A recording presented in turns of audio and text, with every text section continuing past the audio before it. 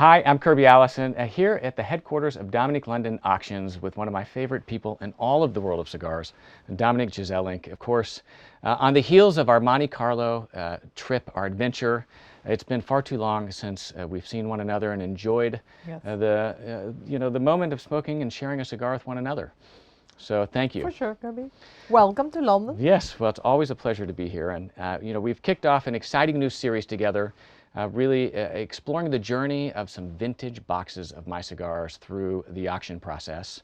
And we just had them complete the enhanced verification with Luis, the expert here at Dominique London. And unfortunately, one of my 3 boxes did not make the cut.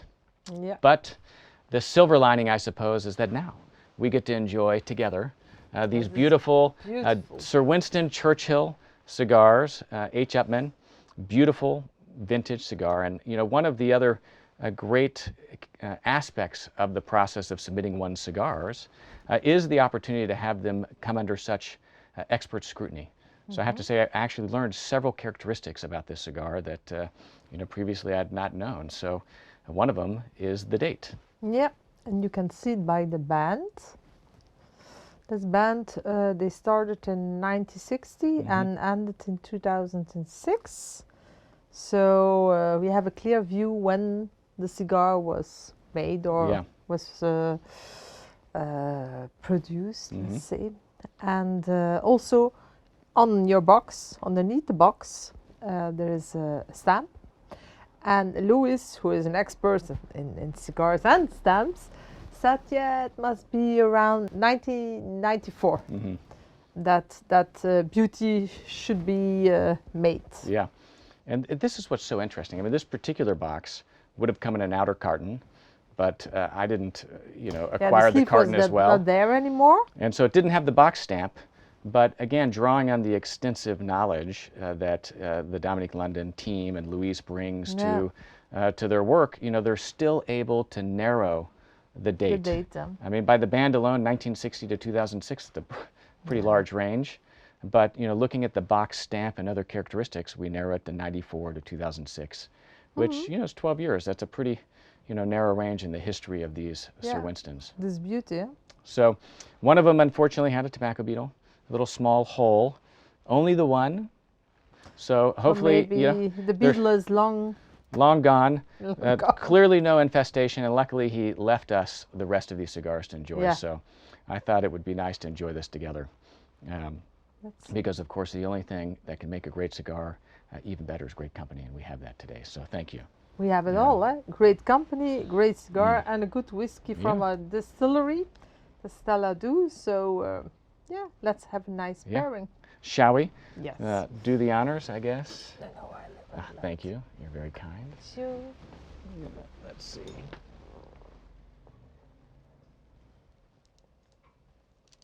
There you go. Look at that. Nice, delicate cut. The beauty of a pair of scissors. So it's been a few months since we've seen each other, and I have to say the Monte Carlo Cigar Club, I mean, I'd say it again and say it every single time I see you. Congratulations. Thank you. I mean, what an exceptional addition to, really the world of fine cigars. I mean, I can't think of a more exclusive, more beautiful place to smoke than Monte Carlo. And so, I mean, in the summertime on the balcony overlooking the harbor or inside, just in the beautiful interiors from Menard Bonnet. And then, of course, the crown jewel of the entire lounge, it's incredible humidor, a masterpiece from Massimo at the Art, with some, incredible cigars as well. Good, huh? So how has the club been going? I mean, the reception. The club is doing well. We have many members. We have lovely evenings. And our prince is enjoying also the club. So I think it's a pretty good start already. Yeah. And now the summer is almost over, so I think people are back in business, finding the time to come together in the club, to work and to see each other, to talk about business and, of course, cigars. Well. No, we are very happy and glad that we did this project, because, yes, we were on this project for 12 years. Huh? I mean, it's hard to believe 12 years. Yeah. I mean, the year persistence. Go fast, You know, I mean, I thought that, of course, you know, it all came together overnight, but of course, you know, nothing of Nothing that in the magnitude business could be the like case. this. But a lot has come together because, again, it's only been 3 months, you know, since we last saw each other. And Yeah. since then, you know, there's been, you know, 2 really exciting and pretty monumental announcements coming out of Dominique London. Maybe you could share those with us. Well, we did, let's say, a marriage with our brothers of Asia. So there we will become bigger because in Asia already there are 41 cigar shops. Okay. So we are very glad that we will work together for the moment. So we are engaged, not married, yes, Okay. yet, but Yeah. the future looking bright, of course. And Frederick and I, we wanted to expand, and we decided that we will go do a shop in Tokyo. Yeah. Okay. That's Yeah. exciting. So Japan, why Japan? Yeah, because I love Japan, the culture, the people, the history, of course.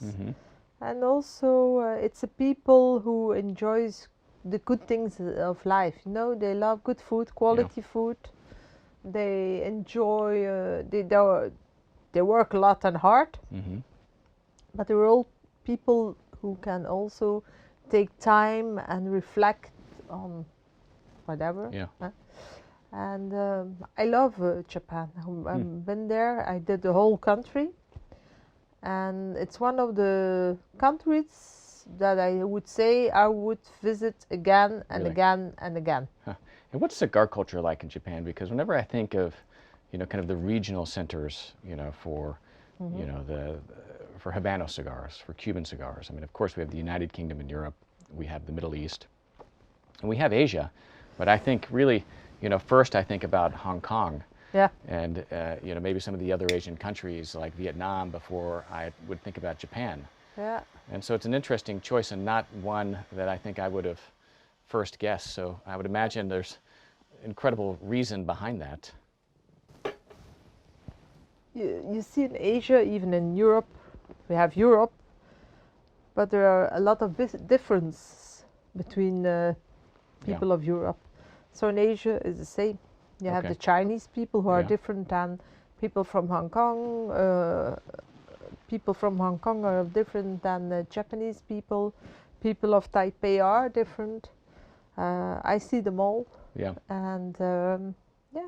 I mean, to think of it as one region, I guess, in many ways is impossible, right? Because it's all independent. Because you must know, in this deal, there is also Australia, New Zealand, so it's a big part. So, yeah, there was a lot of different things between the countries, between the people, between the culture, history, food. Yeah. Yeah. I mean, it's interesting. I mean, the Japanese are, you know, fanatical in everything that it is they do. It must be high quality. And so it must be good. Absolutely. I mean, that's, you know, their standard for everything is excellence. And so I guess no better retailer to kind of, you know, try to enter that market. And I love this. It's one of my standards. So I think that's why I love Japan and the Japanese people. Is there much of a presence for Cuban cigars, though, in Japan? Not yet. In other regions, like in Hong Kong, for sure. But Japan is different.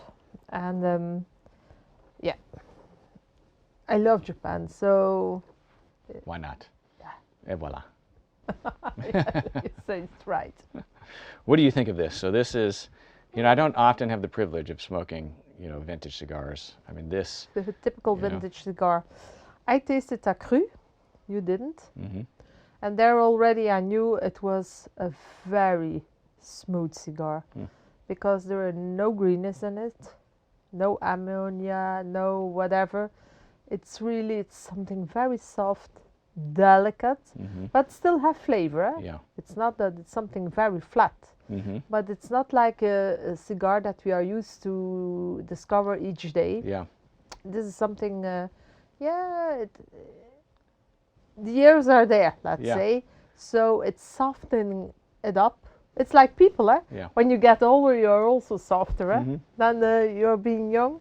So it's the same with cigars, I would say. And that cigar here, it is kept well. Yeah. The skin is very oily still, Okay. very beautiful, no wrinkles. Other than that one weevil, you know. Yeah, but it could be that the little beetle was there when it was made and died. Yeah. Well, luckily he didn't eat through the Because we rest of the didn't box. found it in the box, huh? Yeah. So normally, if there are beetles, you find them in the box. But there, Yeah. we didn't find them. Well, I guess fortunately for us, it speaks to, you know, the rigor, you know, that you know, Luis and the entire team bring to the, you know, their scrutiny, which is that, you know, even though it's just one cigar, right, it really disqualifies the entire box, you know, from ending up in the auction because one can't, you know, guarantee or be certain that there isn't a problem everywhere else. But the silver lining again being that here we are smoking this incredible It's good cigar. for us. Now we are enjoying it. So We must honor the tobacco by smoking it, which Yeah. is, and now we know how it tastes and how it, because vintage cigars is something very precious. You don't find it each day. You find it on auctions or maybe in the home of somebody who collect them. the rare cigar shop, you know, lounge. Maybe. And so for me, it's an honor to discover this together with you. Yeah, no, thank you. Not each day, that we can enjoy a vintage cigar. And it's good to taste it, you know why? Then you see the evolution of a good quality tobacco who comes from those days out Cuba. Yeah, I mean, it is, I think that's so interesting, vintage cigars, because, you know, it's like a vintage champagne is the frame of reference that I most commonly think of whenever I'm smoking Softer. one. Completely different, though. Yeah. Yeah, I like it a lot. Because it's soft, but still has a body. You can have something who is flat. Like wine can have is too old, then it's like the color is not there anymore. And when you taste it's very, you know. Yeah. And there's a different texture to the smoke, right? I mean, it thins a little bit. You must smoke it very calm. Yeah. I think. Well, because I'm a nervous smoker. I'm a fast smoker. Yeah, I see. No, you must take little puffs of it because it's an old lady, yeah? Yeah. So. Must be treated with respect. Voila. Yeah. Do you prefer a vintage cigar over a New World cigar? I mean, if you're looking for a special occasion cigar, you would go with the vintage. Any favorite? I mean, whenever you're looking at vintage cigars, and you know, you of course, I mean, you have smoked far more than I have. Yeah. Are there certain cigars that stand out to you as, you know, I mean, particular cigars, right? Because every cigar is a moment. Davidoff cigars, the Dom Perignon, and yeah, it's something very special. A vintage cigar, you cannot compare it with cigars of today. Neither cigars that have now 10 years. Yeah. It's totally different. I think in those days, the tobacco was treated differently because there were small bunches of tobacco.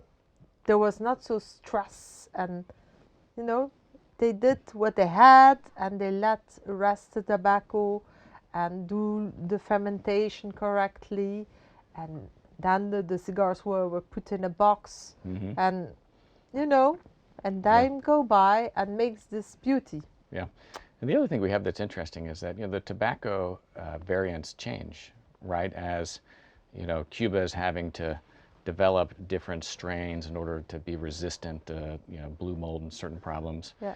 And the tobacco prior to 92, 94, the black tobacco, the famous black tobacco of Cuba, you know, the only way that you can experience that is in a vintage cigar.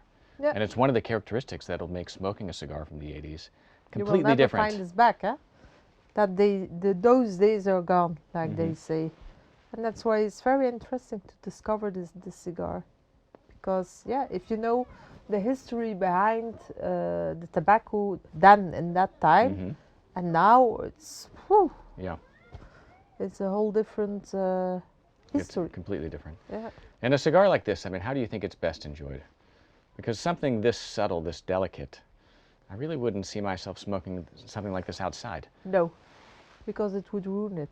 I mean, it would, you know, would be, all of those soft characteristics would somehow be lost, you know, in, you know, a windy, it's like an breezy old environment. vintage car, You don't take your old vintage car to go to Spain on a holiday. You take this car to do a day trip and enjoy the beauty of this old car. And it's the same with the cigar. Yeah. It's a cigar that you take time, and that you, each puff you take, you will analyze it and think how it's made, when it's made, how many years. If the cigar could talk, that would be interesting. But now it's up to us to discover what Yes. she has to tell us. Indeed. I mean, I often think about, again, the hands, that That we're roll with. working on a cigar like this. The farmers, working the fields, picking the tobacco. And, I mean, every cigar is a part of the incredible legacy of Cuban tobacco. And, every person carrying on their own tradition, right, is one of the things that I think makes, Cuban tobacco, Habanos tobacco, so Very special. Yeah. And we've got this incredible history. I mean, the fact that we're smoking something from the 90s, I mean, this is young by vintage standards, right? Yeah. I mean, some of the cigars coming through the auction Yeah. are dating back prior to the revolution. Yeah. But still, this is a Oopman, and the characteristic of the Oopman, I find it back. It's very woody, yeah? But Yeah. it's soft wood. Almost like a cedar, right? Yeah, it's woody, very woody, but not exotic wood. It's very delicate wood, let's say, and that's typical for an Oopman. Yeah. Monte Cristo has this as well, the woody taste. And you can even pick up on those notes, in the older vintage cigars. You see that commonality, that thread, kind of connecting the old to the new. Yeah, yeah. For me, yes. I don't know what you think, or what you taste. Well, I mean, now that you mention it, right? I mean, I definitely, Ah. without question, pick up on that subtle kind of woodiness. I mean, it's a very, I mean, now it's light to medium, but I guess when it was rolled, it probably was more medium-bodied. That more, I think, leather inside and a little bit. Now it has wood and cream for me. But even the smoke is very different than Yeah. a new cigar. Well, it's lighter, it's thinner. Yeah, It's like the legs of a wine. The Yeah. older it is, the thinner it's not it so becomes. greasy. Yeah. And it does have oils on the wrapper, right? But it's Yes. doesn't have the, that oily texture that you would see with a new cigar, Yeah, but of it's course. not dry. It's no, the skin is still good. No, No, I for think me so, yeah. it's perfect. Even. Yeah. I mean, that's what's fun about, again, kind of journeying into these cigars is that, their stories are important, right? As Luis was describing to us, the provenance of kind of how they were stored, the conditions in which they were stored, Very important. have a major impact, on How a they cigar look of this today, age. And, this one, luckily, I think was well cared for. And even the ash, look at that, the white ash. Very flaky, and that is typical for older cigars of those days. You see that the ground where the tobacco plant was growing in was more, let's say, it was in better conditions than today. And you see it's very flaky. Yeah. And there's a lot of white, so there is a lot of magnesium inside of it. And you see, the plant was in a good condition. Allez, in the soil was in Yeah. good condition. And that you don't see often anymore now. Different. And I think by time also they take other products to treat the plants against whatever comes. And that you see and you smell it and you feel it. Something to be savored, right? And we've got a nice Scotch whiskey, right? So talk to us about this and why it is that you chose this for this particular pairing. Because it's also a very limited edition carafe that we made. And it's a single malt, come from Ablor. And it's a very soft whiskey, very round. And I think it's a beautiful, let's say, pairing with the cigar. Because if you take something very aggressive or very, Too much alcohol, yeah. right? then you don't, Overpower. then you don't taste it anymore, and it would be a pity. So santé to all the cigar lovers. Ah, santé. Yes, thank you. Yeah. So let's talk a little bit about, the Pall Mall store, because You know, it's a hard act to follow with what, you know, you most recently launched in Monte Carlo. But I would imagine that, you know, you've always got something, you know, up your sleeve, and you're certainly not short for imagination and ambition. So what is the, you know, what is the dream for this, you know, this store, this flagship Dominique London store opening in London? So we will open up 2026.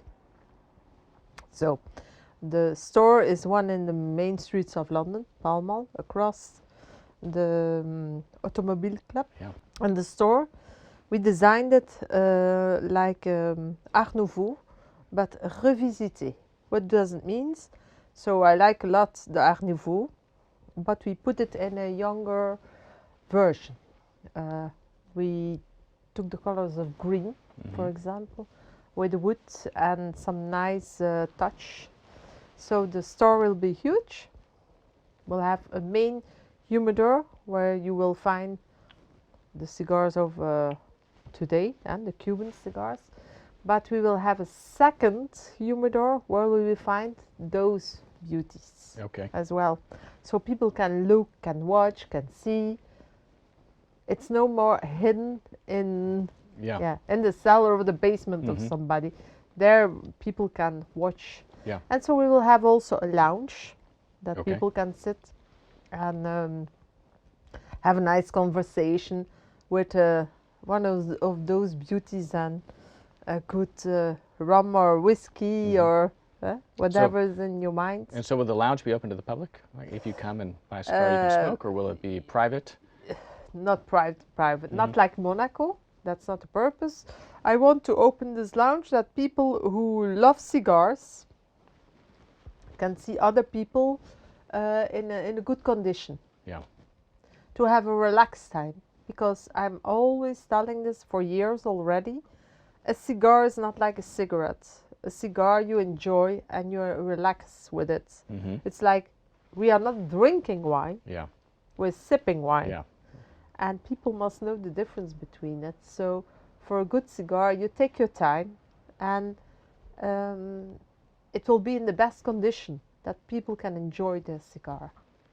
And by best condition, I mean, what do you mean? A beautiful condition? I mean, beautiful, and that there is a good extraction and nice seats, and you know, where people can take some time for their own or with a friend. But and it's also going to be a La Casa, right? Which is pretty exciting, right? Because are there, I mean, there's what, one La Casa del Habano in London? Is it the one at Harrods? Is that a La Casa? Right? Downstairs. Huh? Downstairs. Yeah. Which is a beautiful shop, but it's in the basement of Harrods. Yeah. You know? Nice little refuge you for husbands. Enjoy there a cigar. But that affords the shop certain privilege, right? That I think that's important for a smoker of cigars. I think the most important thing is Dominique London have standards. And Dominique London means we have people who work for us who has knowledge, and we work on it each day again, that we know that knowledge. And then we are not there to sell products to people, but to take people into a journey, into the discovery of nice cigars, and to guide the customer to choose the right cigar. And that we will give in Pall Mall, that people will have a safe harbor to have this discovery of all those nice cigars. Well, it's a beautiful location. I think the Pall Mall is one of the most beautiful streets, certainly one of the most majestic. Yeah. I mean, when you think of London grandeur of the late 19th, early 20th century, that all stretch the of buildings London, who are there, they are stunning. magnificent. Yeah. But then you also have many of the clubs, right? You've got the Royal Automobile, you've got the Oxford and Cambridge, you've got the Travelers. But London has the culture of clubs. We in Belgium, for example, we don't have this. But in London you have this, because people are living in London in apartments and not in big houses with big gardens and whatever. So people in the evening, they gather together in a club. But there's something special about the Pall Mall clubs. I mean, you've got the St. James's clubs, which are the oldest, right? You know, you've got Whites, Boodles, Brookses, the Carlton. And then you have the slightly newer Pall Mall clubs, Yeah. which were larger, grander, and more magnificent because they had access to newer buildings. We have a brand new building from scratch. Really? Okay. So it's different than an old building. Eh? Yeah, but you're still living within that context, right? Yeah. Which is, I think, whenever I think of a, you know, whenever, I mean, one of the things that first drew me to, you know, kind of London was this archetype of the British gentleman. Yeah. And, you know, in my mind's eye, you know, the British gentleman, of course, is always impeccably well dressed. Yeah. Always incredibly politely mannered. And, you know, whenever I think of them doing what it is that they enjoyed most, it was sitting in their club, smoking a cigar. And so for me, I think that, you know, they are intrinsically inseparable. You know, that idea of that kind of quintessential British gentleman, you know, at least historically speaking, and a fine cigar, because there was something refined to the ritual, right, of sitting down, committing yourself to time, and savoring. Yep. We are living in a world of stress and everything must move and must... But with the cigar, you take the time to enjoy and to... You know, you take out the pressure of it. Yeah. And with the cigar, you must do it, because if you smoke it too fast, We can't. then you burn it, Yeah. and the flavor is gone, and then it's something harsh in your mouth. Though with this vintage one, it will not happen so fast. I mean, the beauty of the Sir Winston, of course, the Churchill, you know, 7 by 47 ring gauge. I mean, it is a It's a cigar beautiful that, cigar, eh? you know, that you know, was one of Sir Winston's favorite vitolas, Yeah. and certainly one that you could smoke for hours. He was always with cigar in his mouth, eh? So can imagine that he stood up with it and he sleep with it. So I mean, he was inseparable. I mean, yeah. you know, we had a series on the channel, you know, kind of exploring Sir Winston, but through the prism of where it was that he kind of frequented and shopped in London, and how that helped construct his identity. And he was a man that was very particular about his cigars, and, you know, in almost every photograph of Sir Winston, he was always holding one. Yeah. So we visited Chartwell, and you know, one of the rooms that probably struck me the most was his bathroom, because he has his bathtub, right, sitting right next to the window, and there he would be, you know, in his bathtub, smoking a cigar with the window open. You know, not exactly my first choice, no, but I it's can the appreciate best it. moment of the day, because he was relaxing in his bath, so he had the time to enjoy his cigar. If he was sitting in the water and thinking about how to change the world of politics, yeah. or not trying not to. Yeah. Also, but I can imagine that man had a lot on his mind. Yeah. And I think in the bathroom, nobody dares to disturb him. Yes. So when he was sitting in his bath, yeah, to take a cigar, I can imagine that he did this. You know, it makes me think of a story that Christophe Navat shared with Yeah. us whenever we were in Monaco. You know, chairman of your board, I mean, incredible man, larger than life as well. I mean, former CEO of Moet Hennessy, Yeah. right? I mean, responsible for, you know, really overseeing an incredible era of success and expansion. Yeah.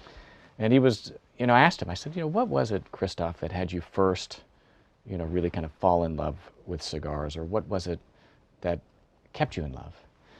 And, you know, he said, you know, it's the meditation. And he said, you know, for me, you know, whenever I encountered a difficult problem at work, he'd say, you know what, leave me, let's come back tomorrow and discuss it. And he would light a cigar and sit and think through that problem. Yeah. And he said it was with rare occasion that he didn't come to some level of clarity, Yeah. you know, through the meditation of great tobacco. And there is, you know, I mean, in the Bihique piece, I mean, we speak about this extensively, in that there is something sacred about tobacco. I mean, tobacco, of course, predated, you know, the arrival of the Spanish in Cuba. I mean, it was a sacred plant, and I think that, you know, there's still something special about that tobacco coming out of Cuba that somehow transcends the the Indians moment. were already Yeah, very fond of it. Huh? And when there was a problem, they rolled a culebra, cohiba, you know. yeah, and then they smoked it together. Mm-hmm. So there was also solutions. So I think, yeah, maybe this plant gives people in some way Wisdom. yeah. Yeah, clarity. Speaking about, you, Dominique, and kind of your relationship with tobacco, is there a particular intimacy that you enjoy with the cigar? Certain moments that are really just for you Yes. that you look forward to? Yeah, because I have a very stressful life. I'm living out of a suitcase and always being on planes and whatever, always traveling, of course, around the world. And And smoking for work too. I mean, a lot of yeah, your but work then is you done have over to cigars. smoke. There is a difference Yeah. between choosing a new cigar or to do a quality check, let's say. It's different than sitting here with you. Yeah. I'm not in a rush. I don't have to be at a certain time somewhere. So I really enjoy the cigar, and then it makes me calm, because otherwise nobody sees it, but I have also stress like everybody, yeah? No, of course. And with a good cigar, if I have the time on Sundays, when I'm at home, Yeah. then I love to smoke a cigar in the afternoon, after lunch. I take the time to really enjoy and discover a cigar, because in the week time, in the daytime, I don't have this time to do this, because I have to be at a certain hour somewhere, and then you light up a cigar too, but then you have to put it away, and yeah, each time it breaks my heart. Yeah. But yeah, now I'm enjoying it. But what does that moment represent for you? I mean, like those moments on Sunday. Oh, it's for me, it's the biggest lux that there is, because I have time then. And yeah, it's not the whole day, yeah, Yeah. but A moment of relaxation. yeah. Any other moments where you kind of turn to a cigar? I mean, are there moments at work where, or just in life where, you turn to a cigar for that moment of reprieve? Sometimes we're talking about the cigar, and then I start to thinking about, and I say, it's a long time that I didn't, for example, taste a Noopman. And then I want to taste it again, because I know the flavor of Noopman, I know the tobacco, the difference between a Noopman and, for example, a Romeo and Julieta. So I want to see if I know it still. And then I enjoy also a cigar to see, is it still there? Yeah. Yeah. That's interesting. I mean, one of the things that, again, I'm just in the beginning of my journey in so many ways.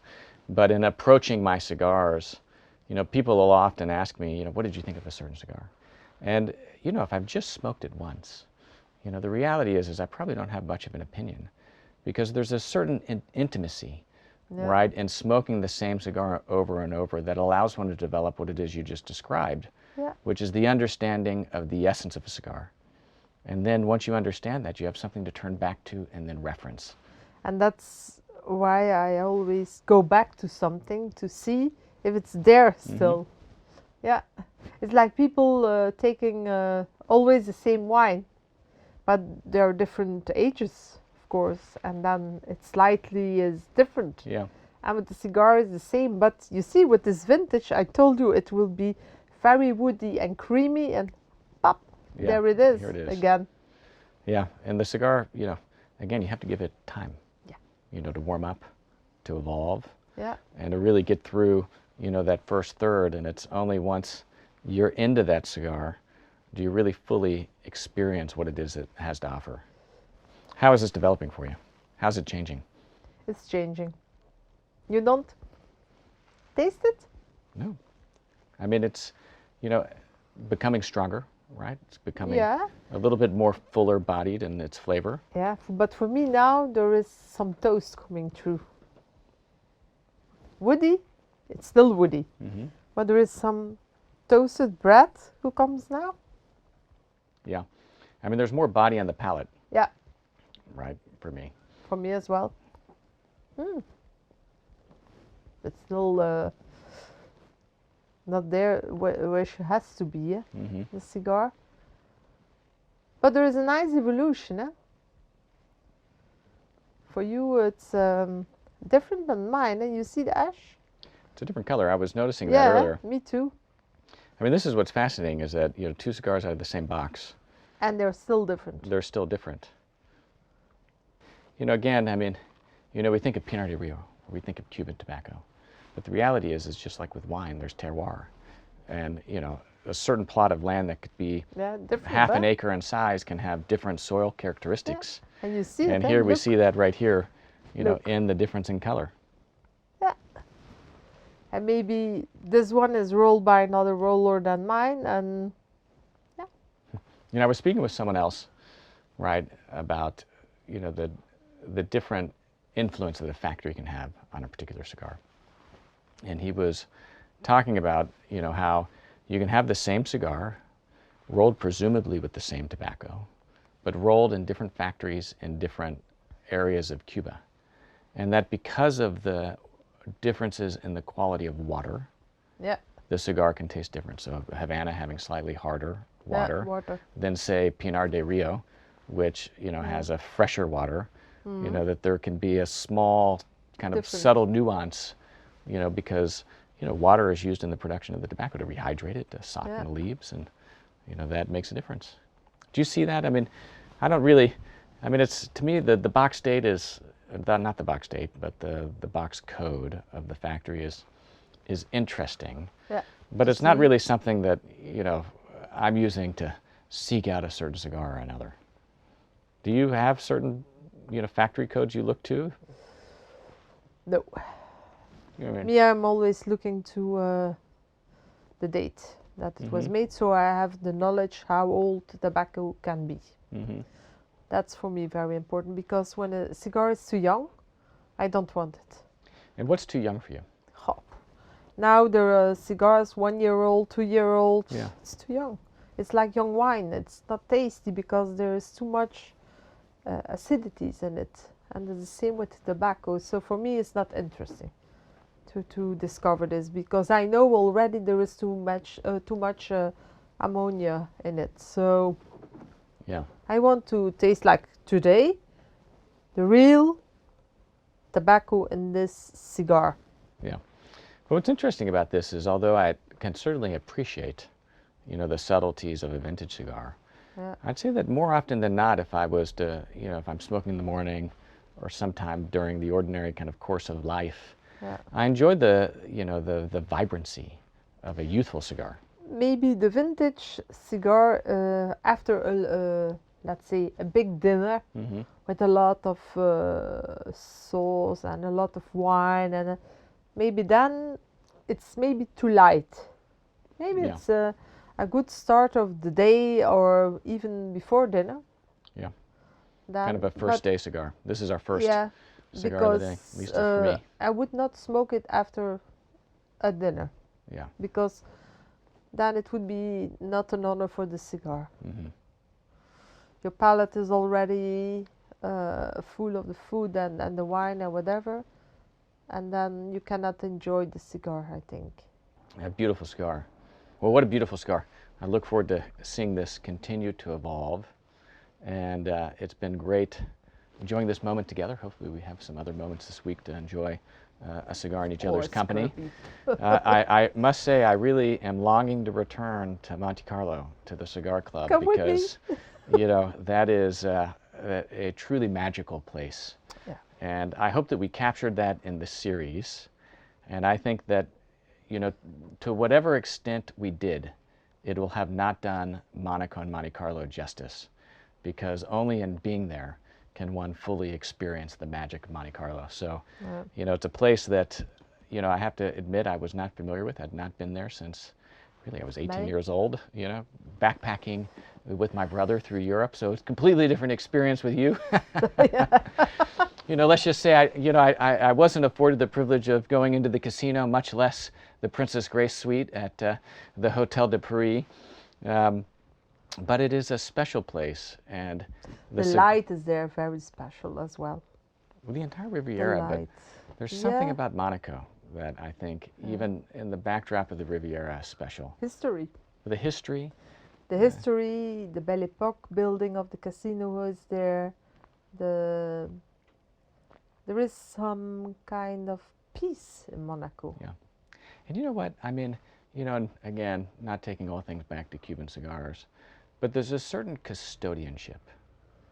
You know, being a sovereign nation, Yeah. right? There's a certain degree of continuity and persistence to Monaco that is different than Nice. You know, being a part of a larger country of France. And again, with Cuban tobacco, you know, with, you know, the Cuban people, there's a certain custodianship of this product that's It's allowed it history. to persist. History. And it's history. And history is something very important because history is the foundation of what it is today. Mm-hmm. And we see that along a lot of things. Yeah. Well, it is that history, and it's the echoes of history. And Yeah. again, one of the things that I think really struck me about the club was the mantle to the fireplace inside the lounge, and the idea that this is the same mantle and fireplace that Francois Blanc, Oh. back in the late 19th century, was sitting in front of and smoking his cigars, Yeah. and as was every successive president of Société de De Vin de Mer. Yeah. And that's incredible to have the opportunity to be a part of that. Right. For sure. Well, I look forward to smoking that first cigar at the Pall Mall store, the flagship of Dominique London. I promise you one thing, Kirby. Tell me. The day that the lounge is ready, I will sit there with you at the first to smoke it in. With great pleasure. With a special cigar. Okay. Who knows, I will open a box of my special cigars. It's going to be a special year. I'm looking forward to it. Yeah, me too. Well, Dominique, thank you. Thank you as always. Thank you A for pleasure. you know, sharing your incredible knowledge and passion, especially now as we kind of dive into the subject of vintage cigars. And it's, you know, one of the things I love most is, you know, how much there is to learn. And so every cigar that I smoke, you know, in the company of a true aficionado, I feel it leaves me with something and some characteristic of appreciation that maybe I didn't have before. And so thank you for that. You know, it's, I guess these cigars won't be in auction, No. but we have them There to are an enjoy auction nonetheless. in the valley. No, it was a pleasure to do the discovery of that nice box of yours together. Well, thank you. And, you know, this is the first 2 cigars of that box, you know, that have been smoked under my custodianship of that box. And I can't think of a better place and a better person Me with whom too. to enjoy them. Thank you. Thank you.